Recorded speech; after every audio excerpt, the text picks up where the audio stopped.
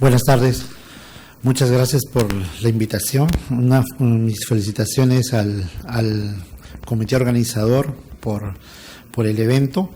Yo voy a tocar el tema sobre el manejo farmacológico de la obesidad. La obesidad, como saben, es una epidemia en el mundo. Esta epidemia se ha ido desarrollando de forma progresiva desde la época de los 90.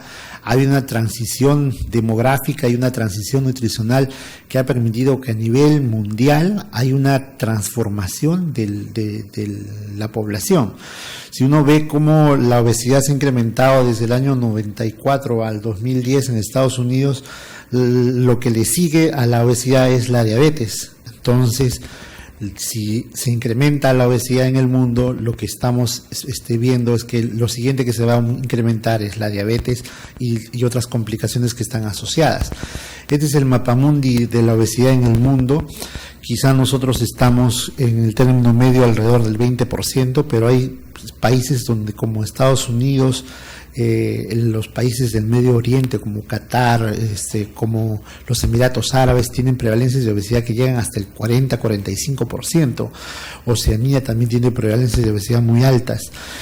Quizás este es el mapa de este año en el cual seguimos en el término medio alrededor del 20%. Quizá en nuestro país lo que llama mucho la atención es que vemos que 1 de cada 5 niños ya tiene obesidad. 1 de cada 5 adultos tiene obesidad y además sabemos que 4 de cada 10 adultos tiene sobrepeso. En general podríamos decir que 6 de cada 10 adultos tienen sobrepeso u obesidad. Y esa es una frecuencia muy importante que debe llamarnos la atención a que sumemos esfuerzos para que podamos prevenirla y tratarla de forma adecuada. La obesidad tiene un componente en su diagnóstico, ustedes lo han revisado durante todo este congreso. Tiene que ver sobre la evaluación de si un paciente tiene diabetes o tiene prediabetes o si tiene síndrome metabólico, si es que el paciente obeso tiene diabetes, si tiene hipertensión, si tiene dislipidemia, si tiene riesgo cardiovascular, si tiene esteatosis hepática o si en el caso de las mujeres también hay infertilidad.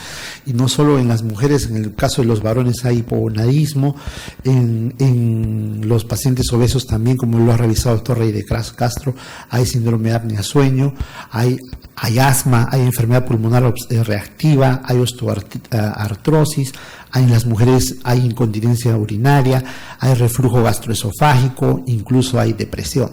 Entonces, cuando uno va a evaluar a un paciente con obesidad, tiene que hacer un checklist de todas estas comorbilidades para ver en qué grado está nuestro paciente.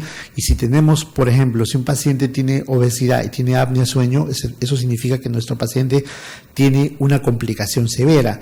Si nuestro paciente tiene, por ejemplo, reflujo gastroesofágico o tiene esteatosis hepática no alcohólica, también es una complicación importante que tenemos que tener en cuenta para el manejo. Entonces, tenemos que ver cuál va a ser, qué consideraciones debemos tener para el manejo. Recuerden que la obesidad se debe manejar con cambios en los estilos de vida. Siempre es primero cambios en los estilos de vida. Lo segundo que tenemos que tener en cuenta que la obesidad es una alteración en el balance energético. Siempre hay un mayor ingreso y un menor egreso por la actividad física. Por lo tanto, este cambio que se da en la población o en las personas en las cuales hay mayor ingesta de calorías, menor egreso por actividad física, hace que el set point del peso en el hipotálamo se transforme y se vaya elevando paulatinamente. Eso, a su vez, va a ocasionar que el set point de una persona que tenía, por ejemplo, 30 años y que pesa 60 kilos y conforme va incrementando el peso, cada 10 años su peso se puede elevar unos 10 kilos. O una mujer que después del embarazo, su set point se incrementa por cada embarazo en 4 o 5 kilos. Y si una mujer tiene 4 kilos, probablemente su set point se ha incrementado en 20 o 15 kilos. Entonces vemos cómo el balance energético hace que haya cambios que dependen del medio ambiente, pero también hay cambios que dependen de la base genética que uno tenga. Para el tratamiento de la obesidad tenemos que tener en cuenta la alimentación, la actividad física y también después que hemos implementado estas estrategias debemos considerar la terapia farmacológica y si hay indicación ya tenemos que ir pensando en la terapia quirúrgica. Para para que uno tenga en cuenta, cuando uno le pregunta a su paciente, un paciente que tenga, por ejemplo, 100 kilos, yo le digo, ¿y cuánto quieres bajar de peso? Me dice, bueno, yo mido 1,60 m, yo quiero bajar hasta que tenga 60 kilos. O sea, la expectativa que tiene el paciente para bajar de peso es alrededor del 30-35%, pero nosotros sabemos que con cambios en los estilos de vida, nosotros logramos reducciones de peso alrededor del 5 al 10%. Y si uno quiere dar terapia farmacológica más cambios en los estilos de vida, habitualmente estaremos llegando entre el 10 al 15%. Entonces, si vamos a dar el tratamiento para la obesidad, tenemos que hacer prevención. Lo primero que tenemos que hacer es prevenir el desarrollo de sobrepeso, el desarrollo de obesidad, eliminar factores de riesgo, hacer una educación a los pacientes, una educación pública, hacer una mejor distribución de los ambientes saludables en nuestras municipalidades, en nuestras comunidades, que nuestras escuelas tengan loncheras saludables, que se haga mayor actividad física, que en los trabajos se hagan evaluaciones rutinarias anuales de medicina ocupacional, por ejemplo, y en todos los medios debemos promover una alimentación saludable y promover también la actividad física. Un segundo punto que me gustaría compartir con ustedes es que para el manejo de la obesidad tenemos que hacer prevención secundaria. Eso significa que si el paciente ya está haciendo obesidad, tenemos que detectarlo en una etapa precoz. Además de eso, tenemos que hacer evaluaciones sistemáticas, así como hacemos tamizaje para diabetes o para hipertensión arterial, hay que hacer tamizajes para obesidad. Hay que evaluarlos con el índice de masa corporal, con la evaluación de la cintura y otras mediciones que estén a nuestro alcance. Evaluar cómo está su peso, si es que hay complicaciones, haciendo una evaluación de todas las complicaciones asociadas a la obesidad y empezar a tratarlo con estilos de vida. Si es que el paciente amerita, tenemos que iniciar terapia farmacológica. Si es que el paciente ya tiene obesidad y ya tiene complicaciones, tenemos que hacer prevención terciaria. Tenemos que reducir las complicaciones, tratar la terapia, reducir el peso, evitar mayor complicaciones y tratar con estilos de vida, con terapia farmacológica, y si este paciente amerita, deberíamos estar considerando cirugía bariátrica. Este es el mensaje para sus pacientes, en el cual la alimentación debe ser saludable, consumo diario de verduras, de frutas, un consumo limitado de carbohidratos, un consumo limitado de carnes, evitando carnes rojas. El mensaje de que los pacientes deben de caminar en promedio 30-40 minutos por día. El mensaje de los pacientes deben alcanzar un peso saludable con una reducción del 5 al 10%. Y asimismo, individualizar el tratamiento, si es que mi paciente tiene nefropatía o no tiene, si es que tiene litiasis renal, si es que tiene hipertensión arterial, si es que hay compromiso hepático, problema cardíaco, si es que el paciente tiene convulsiones, antecedente pancreatitis, la edad del paciente, si es que tiene más de 65 años puede haber presencia de mayores comorbilidades. Y también lo que estamos viendo ahora es que el paciente puede ser operado, pero el paciente recae y empieza a hacer obesidad nuevamente a pesar de la cirugía bariátrica. Entonces, los cambios de estilos de vida tienen que ser mensajes y metas alcanzables. No le puedo prometer a un paciente que baje 20-25 kilos, tiene que ser una meta individualizada, de acuerdo a cómo esté el paciente, que la meta del tratamiento para el cambio de estilo de vida debe ser entre el 5 o 10% en un periodo de 5 o 6 meses, que el paciente tiene que recibir mensajes claves. No le puedo decir que haga deporte, sino debo decirle que camine 30-40 minutos 5 o 6 veces por semana.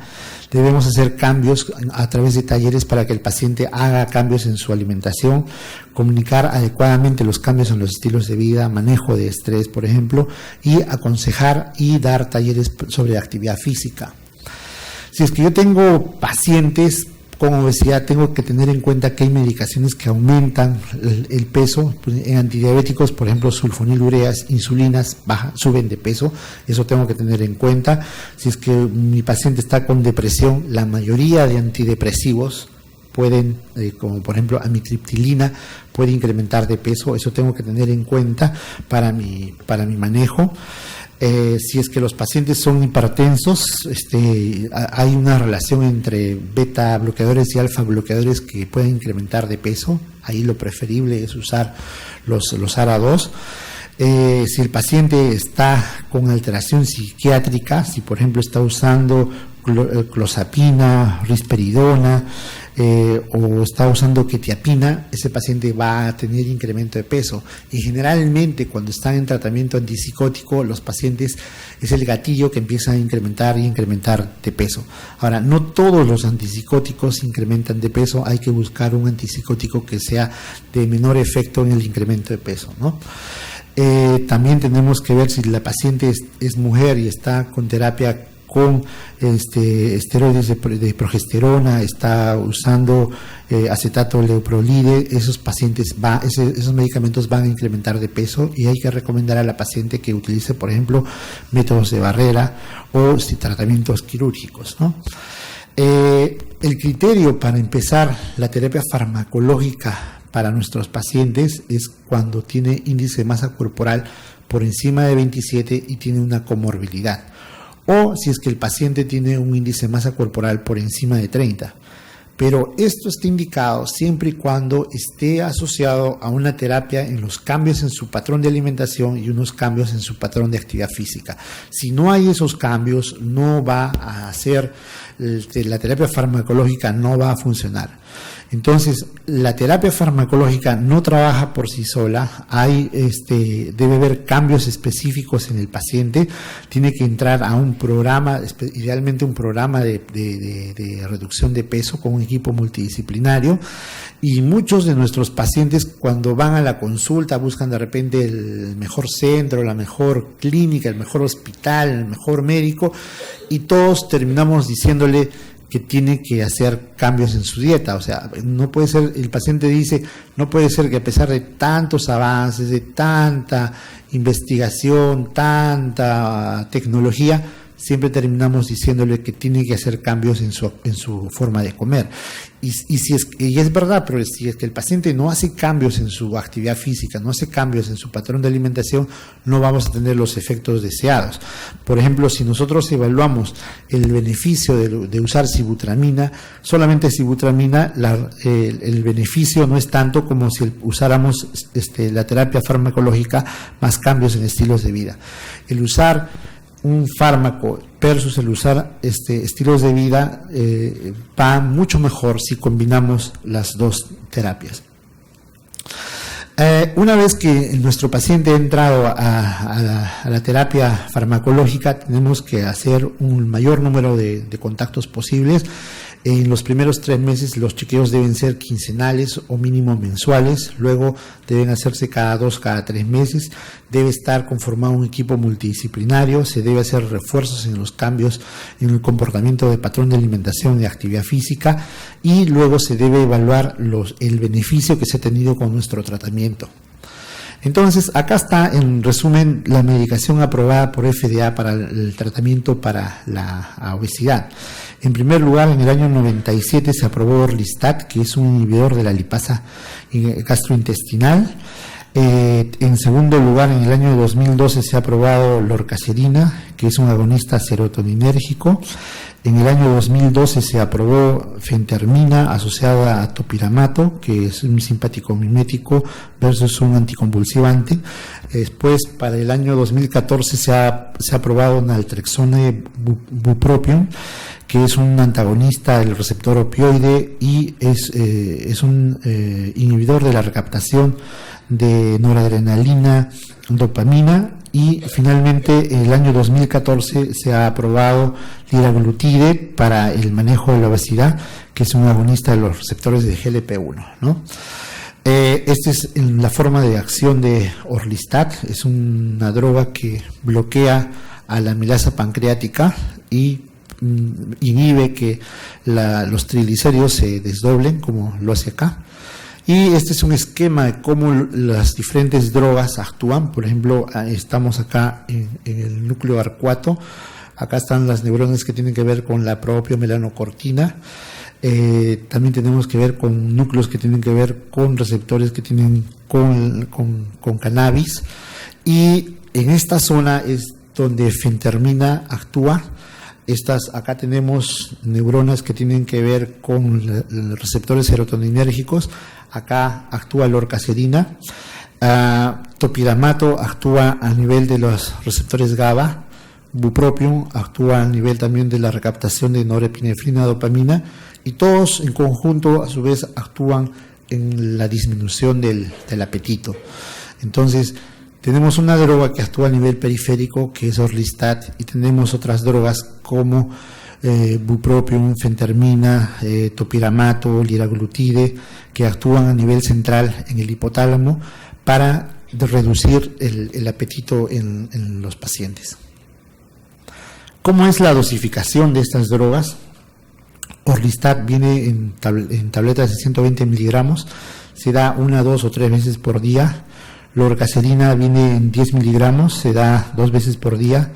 Fentermina se da por vía oral, se empieza con dosis baja de 3.75 con 23 por las 2 primeras semanas, luego se va incrementando a 7.5 con 46 miligramos y luego se va evaluando la eficacia. Lo que se evalúa es a las 12 semanas. Si el paciente no ha reducido más del 5%, se debe parar el tratamiento. Para el caso de naltrexona y bupropión, se empieza con tabletas de 8,90 miligramos y se da una tableta en la mañana. A la siguiente semana se da una tableta en la mañana-noche, a la siguiente 2 tabletas en la mañana, 1 en la tarde, y finalmente a la siguiente semana se da 2 tabletas en la mañana y 2 en la noche. Igual se evalúa a las 12 semanas. Si no hay una reducción del 5% por lo menos, se debe parar el medicamento. Liraglutide se empieza con 0,6 miligramos la primera semana por vía subcutánea, a la siguiente semana se sube 6 más hasta llegar a 3 miligramos por semana, y si a las 16 semanas no hay una reducción por lo menos de 4%, se debe parar el medicamento. La eficacia de estos medicamentos es aceptable. Hay un porcentaje de reducción de peso que va entre 7.9 al 9.6%. En promedio podríamos decir que estas drogas bajan un 8% el peso. Hay una reducción, un medicamento es bueno para el tratamiento farmacológico cuando el 35% de los pacientes que utilizan la droga alcanzan por lo menos una reducción del 5%. Entonces, todas ellas pasan el 35%, quizá el que tiene mayor porcentaje es liraglutide con fenfermina topiramato. Los pacientes que logran alcanzar una reducción del 10% están alrededor del 22 al 37%. Están arriba fentermina con 37%, y quizá el más bajo es lorcacerina con 22%, ¿no? Este es el porcentaje de pacientes que alcanzan la reducción del 5%. Fíjense, hay una reducción significativa en el 5%, el 10%, acá están a la cabeza Orlistat, está liraglutide, está fenformina topiramato. Y si uno también evalúa a los pacientes diabéticos versus no diabéticos, hay eficacia en los 5 grupos, en los que utilizan, por ejemplo, Orlistat o liraglutide o otro tipo de drogas como fentermina topiramato, pero estos son, en la barra naranja están los pacientes no diabéticos y en la barra verde están los diabéticos. En general, los pacientes diabéticos alcanzan un menor beneficio en reducción de peso cuando usan estos fármacos. Estas drogas han sido largamente estudiadas. Hay una reducción, por ejemplo, fentermina topiramato ha logrado beneficio de reducción de peso entre de 6 a 10 kilos. Hay estudios que han logrado seguimientos en promedio entre 1 a 2 años.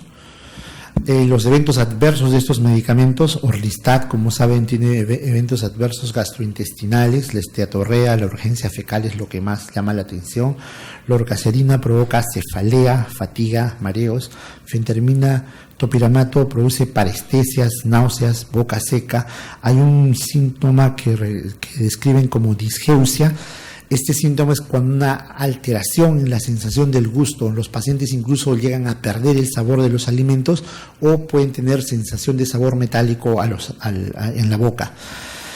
Naltrexona, bupropión provoca náuseas. 2 minutos, doctor. Ok, náuseas, vómitos, cefalea, mareos, insomnio, y liraglutide puede tener náuseas, vómitos, diarrea, constipación, dispepsia. Tenemos que tener cuidado con el uso de estas drogas. Por ejemplo, podemos tener en cuenta que en embarazo ninguna se debe usar. En historia de convulsiones no debemos usar naltrexone, bupropión está contraindicado. En historia de litiasis renal no debemos evitar el uso de orlistat, de fentermina, también debemos evitarla. En uso de glaucoma, fentermina, topiramato está contraindicado. En el caso de que haya un paciente con hipertensión arterial, bupropión está contraindicado, fentermina también. En el caso que un paciente tenga arritmias, naltrexone, bupropión, fentermina, liraglutide están contraindicados porque pueden incrementar la frecuencia cardíaca. Y si el paciente tiene insuficiencia renal crónica moderada, fentermina, topiramato no debe exceder 7.5 miligramos. No debemos exceder de dosis de 16 miligramos de naltrexone. Si estamos en pacientes con hepatopatía, debemos usar estas drogas con mucho cuidado. No hay estudios que evalúen la eficacia con orlistat. En depresión debemos tener mucho cuidado. Quizá el único estudio que he evaluado en depresión es fentermina, topiramato. Hay que usarlo con mucho cuidado. Y en pacientes mayores de 65 años hay experiencia limitada. Lorcacerina también tiene experiencia limitada y tampoco hay experiencia con orlistat. Entonces, hay algunas características que debemos tener en cuenta. Por ejemplo, si es que el paciente tiene historia familiar de cáncer medular de tiroides, ese paciente no debe usar liraglutide. Si el paciente tiene malabsorción crónica, ese paciente no debe usar orlistat. Si tiene hepatopatía litiásica vesicular o una colecistitis aguda, no debe usar orlistat. En el uso crónico de opioides, naltrexone no debe ser usado. Si hay convulsiones, naltrexone, bupropión no debe ser utilizado. En hipertensión arterial, naltrexone, bupropión no. En el caso de glaucoma, hipertiroidismo, fentermina, topiramato no debe ser usado. Y si no hay uso de inhibidores de la monoaminoxidasa, naltrexone, bupropión tampoco debe ser utilizada. Este es en general el esquema del manejo de la obesidad. Quiero compartir también finalmente con ustedes este esquema que es el guía que ha sacado la Asociación Americana de Clínicos Endocrinólogos. Lo pueden bajar por internet, pueden hacer una búsqueda en el Google y buscar simplemente el título de este cuadro, en el cual está todo lo que le he mencionado en esta sesión. Está cómo se debe evaluar a los pacientes y después está cómo que debemos hacer la prevención primaria, la prevención secundaria, la prevención terciaria, que es lo que hemos presentado en esta sesión. Está cómo debemos evaluar a nuestros pacientes con el índice de masa corporal de forma periódica. Tenemos que evaluar índice de masa corporal, cintura, evaluar las complicaciones y todo el checklist que tenemos que tener en cuenta para evaluar a nuestros pacientes. Y finalmente está el esquema en el cual tenemos que tener cuál va a ser nuestro mejor tratamiento para nuestros pacientes.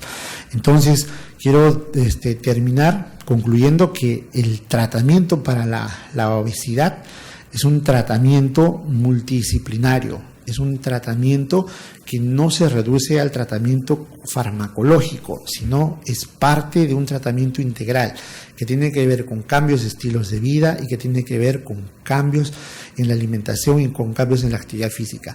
Y el último mensaje que me gustaría compartir con ustedes es que el tratamiento es individualizado, que tenemos que tener en cuenta las complicaciones que tienen nuestros pacientes. Así como se maneja de forma individualizada el manejo farmacológico para la diabetes, también hay una individualización del tratamiento farmacológico para la obesidad. Muchas gracias por su atención. Gracias, doctor. En aras del tiempo, vamos a hacer